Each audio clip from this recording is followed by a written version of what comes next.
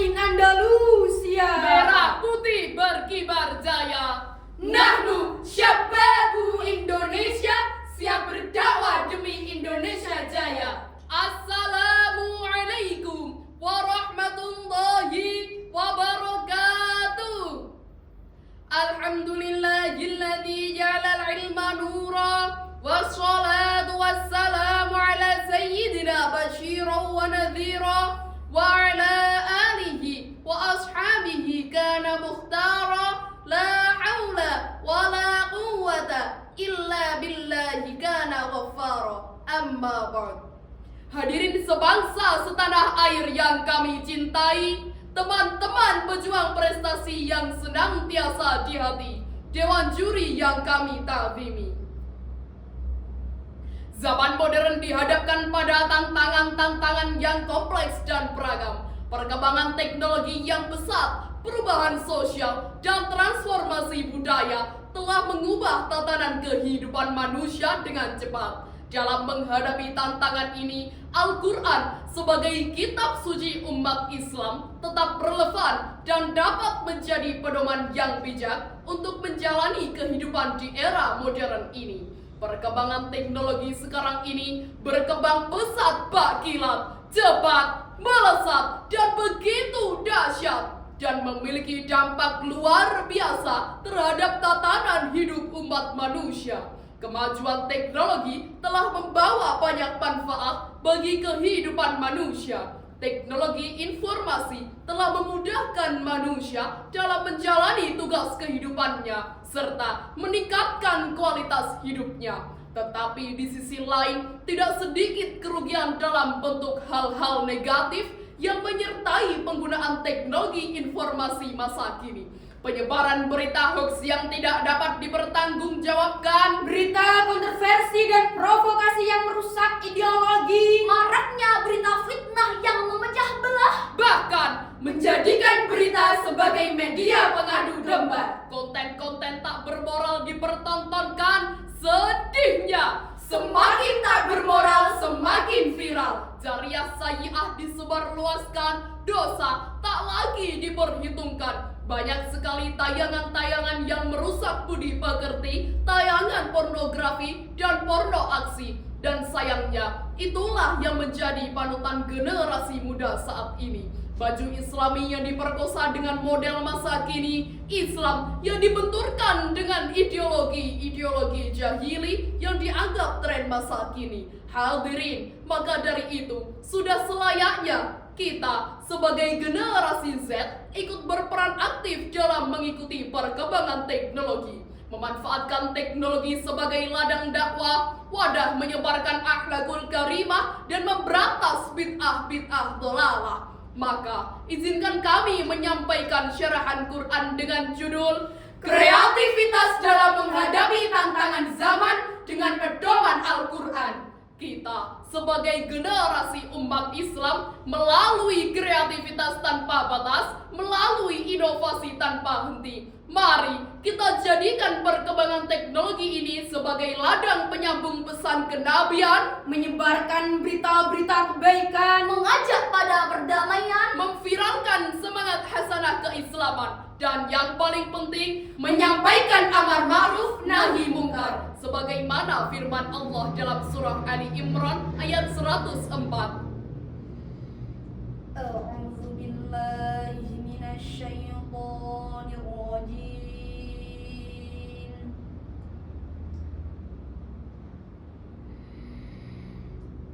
Bismillahirrahmanirrahim.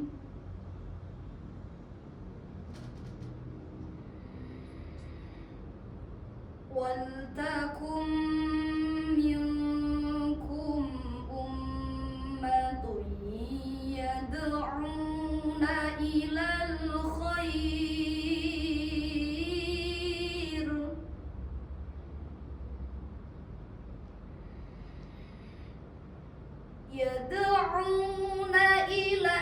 khair wa ya'muruna bil ma'rufi wa yanhauna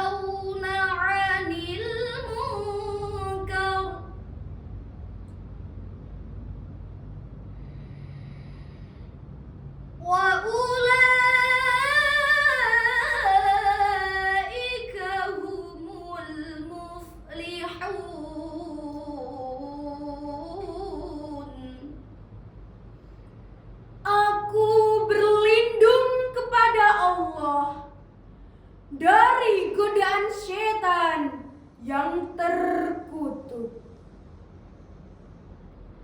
Dengan menyebut nama Allah yang Maha Pengasih lagi Maha Penyayang. Dan hendaklah ada di antara kamu segolongan umat yang menyeru kepada kebajikan, menyuruh kepada yang ma'ruf, dan mencegah dari yang mungkar. Merekalah orang-orang yang beruntung. Dalam kitab tafsir Al-Quranul Azim, Ibnu Katsir yang dikarang oleh Abul Fida, Ismail bin Umar bin Katsirul Qirasyi Al-Basriyi Tsumad Dimashqi, yang diterbitkan percetakan Darul Kutub Al-Ilmiyah Beirut, cetakan pertama tahun 1419 Hijriah, juz 2 halaman 78 menjelaskan, Allah berfirman bahwasannya hendaklah ada dari kalian sejumlah orang yang bertugas untuk menegakkan perintah Allah, yaitu dengan menyeru orang-orang untuk berbuat kebajikan dan melarang perbuatan yang mungkar. Mereka adalah golongan orang-orang yang beruntung. Makna yang dimaksud dari ayat ini ialah hendaklah ada segolongan orang dari kalangan umat ini yang bertugas untuk mengemban urusan tersebut, sekalipun urusan tersebut memang diwajibkan pula atas setiap individu dari umat ini, sebagaimana yang disebutkan di dalam kitab Sahih Muslim dalam sebuah hadis dari Abu Hurairah. Disebutkan bahwa Rasulullah pernah bersabda, "Man ra'a minkum munkaran falyughayyirhu biyadihi, fa illam yastati fa bilisani, fa illam yastati fa biqalbi, wa dzalika ad'aful iman." Barang siapa di antara kalian melihat suatu kemungkaran, hendaklah ia mencegahnya dengan tangannya, dan jika ia tidak mampu, maka dengan lisannya, dan jika ia masih tidak mampu juga, maka dengan hatinya. Yang demikian itu adalah selemah-lemahnya iman. Hadirin yang dirahmati Allah, sebagai generasi muda yang kreatif dan produktif, sudah sepatutnya kita menjadi agent of change dalam menghadapi tantangan zaman dengan berpedoman kitab suci Al-Quran. Di dalam berdakwah, kita juga dituntut untuk aktif, kreatif, dan inovatif. Dakwah kita sudah seharusnya menasehati, bukan menghakimi, memberikan hikmah, bukan memfitnah, mengajak dengan bijak, bukan menginjak-injak. Sebagaimana firman Allah tentang anjuran dakwah dalam surah An-Nahl ayat 125. Bismillahirrahmanirrahim.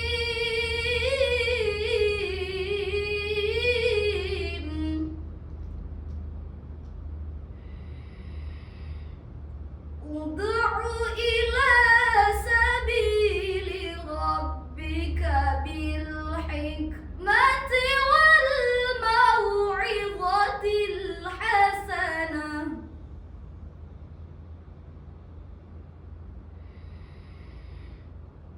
وَالْمَوْعِظَةِ الْحَسَنَةِ وَجَادِلْهُمْ بِالَّتِي هِيَ أَحْسَنُ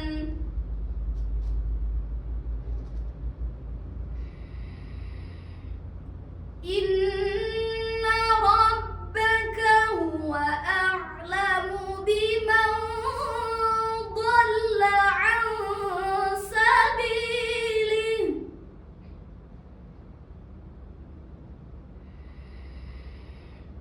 هُوَ أَعْلَمُ بِمَنْ ضَلَّ عَنْ سَبِيلِهِ وَهُوَ أَعْلَمُ بِالْمُهْتَدِينَ.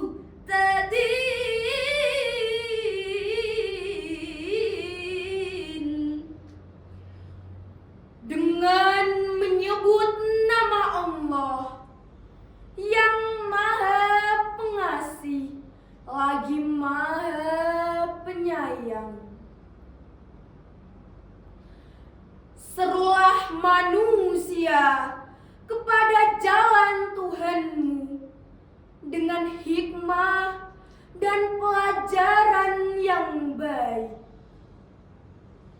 Dan bantalah mereka dengan cara yang baik. Sesungguhnya Tuhanmu, Dialah yang lebih mengetahui tentang siapa yang tersesat di jalannya. Dan Dialah yang lebih mengetahui orang-orang yang mendapat petunjuk. Ayat tersebut didahului kalimat fi'il amr yang menandakan wajib bagi Rasulullah saat itu untuk menyeru kepada semua umat agar mengikuti syariat yang telah digariskan oleh Allah, yakni ajaran Islam. Sekalipun hitopnya kepada Rasul, akan tetapi ayat tersebut memiliki nilai kewajiban kepada semua orang. Masing-masing pribadi memiliki tanggung jawab yang besar terhadap syiar agama Islam, minimal dimulai dari diri sendiri. Dalam kitab Tafsir Al-Muyassar, karangan Syekh Nuhbah min Asatidati Tafsir yang diterbitkan oleh As-Su'udiyah, Juz 1, halaman 281, cetakan kedua, tahun 2009 Masehi atau 1430 Hijriah, bahwasannya, ajaklah wahai Rasul, kamu dan orang-orang yang mengikuti kamu kepada agama Tuhanmu dan jalan lurusnya, dengan cara hikmah yang diturunkan Allah kepadamu dalam Al-Quran dan Sunnah. Dan sapalah orang-orang dengan cara yang pantas bagi mereka, dan memberi mereka nasihat yang baik, mendorong mereka untuk berbuat baik, dan menjauhkan mereka dari kejahatan, dan berdebat dengan mereka dengan argumentasi yang terbaik dalam kebaikan dan kelembutan. Istilah dakwah digunakan dalam Al-Quran baik dalam bentuk fi'il maupun dalam bentuk masdar berjumlah lebih dari 100 kali. Dalam Al-Quran, dakwah dalam arti mengajak ditemukan sebanyak 46 kali. 39 kali dalam arti mengajak kepada Islam dan kebaikan, 7 kali kepada neraka dan kejahatan. Diulangnya ajakan dakwah berkali-kali tentu mempunyai tujuan yang besar, yaitu mewujudkan kebahagiaan dan kesejahteraan hidup manusia di dunia dan di akhirat. Beberapa metode dakwah yang diterangkan dalam Al-Quran adalah: yang pertama, metode hikmah. Syekh Ahmad Mustafa Al-Maraghi mengatakan, hikmah adalah perkataan yang jelas dan tegas, disertai dengan dalil yang dapat mempertegas kebenaran dan dapat menghilangkan keraguan-raguan. Karena pada hakikatnya, dakwah Islam seharusnya senantiasa menenteramkan, bukan menakutkan, mengajak dengan bijak, bukan menginjak-injak, merangkul dengan santun, bukan dengan paksaan, apalagi kekerasan. Yang kedua, metode mau'idhah hasanah. Metode mau'idhah hasanah adalah cara yang ditempuh oleh pendakwah untuk mengajak kepada ketauhidan murni kepada Allah dan mengajak hati mereka menuju cara pemahaman Islam yang benar sesuai dengan manhaj sahih. Agar dapat mengenal di hati saat memberikan nasihat, maka ucapan yang disampaikan itu disertai dengan pengalaman dan keteladanan. Seperti yang dilakukan Ustadz Abdus Somad, beliau berdakwah ke pelosok-pelosok daerah, membangun tempat ibadah, membuat sumur-sumur mata air yang tak lain adalah demi mensyiarkan agama Islam. Dakwah dan keilmuan keteladanan beliau tak lagi diragukan. Yang ketiga, metode mujadalah atau debat. Imam Al-Ghazali dalam Ihya Ulumuddin menegaskan agar orang-orang yang melakukan tukar pikiran, diskusi, atau debat hendaknya tidak menganggap bahwa satu sebagai lawan, akan tetapi sebagai mitra untuk mencari titik temu yang saling tolong-menolong dalam mencapai kebenaran. Sebab Jika lawan diskusi atau debat dianggap sebagai lawan, maka tidak akan menghasilkan yang terbaik. Bisa jadi munculnya hal-hal negatif dikarenakan adanya sikap dendam dan emosional. Maka saudaraku, dengan memadu padankan kreativitas metode dakwah yang diajarkan Al-Quran, besar harapan kami. Dakwah yang digaungkan terasa menyenangkan. Mendengar ceramah berjam-jam tak lagi membosankan. Dengan kreativitas kita ciptakan wadah dakwah yang dirindukan. Kita ciptakan aplikasi inovasi dakwah yang menggugah hati. Hingga Mak-mak drakoran berubah cinta Quran. remaja tiktokan beralih gemar solawatan. Bapak-bapak di tongkrongan yang diputar pengajian. Bocil ML-an yang tak lagi kecanduan. Sebelum kami mengakhiri, izinkan kami bersenandung. Wahai para